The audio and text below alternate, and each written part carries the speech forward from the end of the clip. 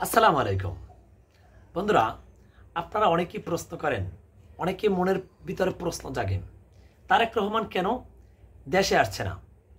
আলোচনার শুরুতে আমার চ্যানেলটি যারা সাবস্ক্রাইব করেননি দয়া করে সাবস্ক্রাইব করে নেবেন।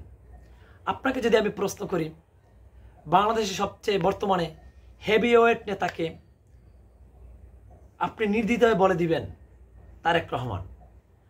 আপনাকে যদি আমি প্রশ্ন করি, আগামী নির্বাচনে আপনি বাংলাদেশের প্রধানমন্ত্রী কাকে দেখতে চান, আপনি নির্দ্বিধায় বলে দেবেন তারেক রহমান। সুতরাং তারেক রহমানের যোগ্য কোনো ব্যক্তি নেই বর্তমানে যা রাজনৈতিক প্রেক্ষাপট।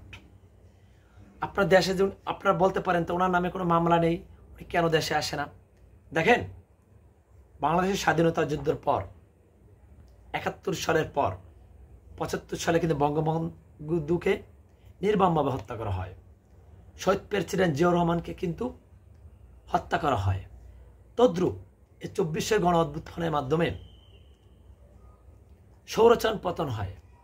কিন্তু দেশে বিভিন্ন গোয়েন্দা সংস্থা ঘাপটি মেরে আছে, বাহিরের বিভিন্ন গোয়েন্দা সংস্থা ঘাপটি মেরে আছে। তার আশাটা যেরকম জরুরি, তার নিরাপত্তাজনিত ব্যাপারটা ততটাই জরুরি। দেখেন, তার তো নিরাপত্তার কোনো ব্যবস্থা নেই, বাংলাদেশের প্রশাসন তাকে দিতে হবে।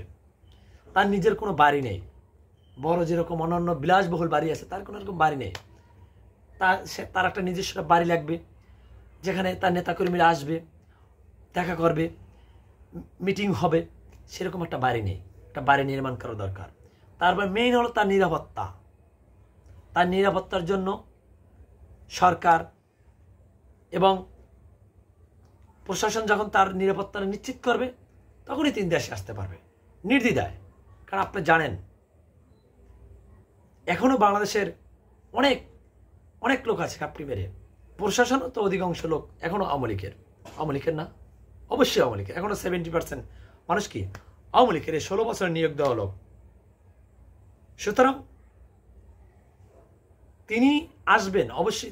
আমাদের আকাঙ্ক্ষা তিনি দ্রুত বাংলাদেশে আসেন, আমরা তার মতো একজন নেতা পাই, আমাদের একটা সোনার বাংলা উপহার দেব। আমাদের আর্থসামাজিক উন্নয়নে, মানবাধিকার, সামাজিক মূল্যবোধ, আমাদের সবার জন্য সমান অধিকার, এমন একটা দেশ আমাদের উপহার দেব। কিন্তু তার নিরাপত্তাজনিত ব্যাপারটাও কি আমাদের সবারকে বুঝতে হবে। কারণ তিনি একজন বাংলাদেশের সবচেয়ে জনপ্রিয় ব্যক্তি বর্তমানে।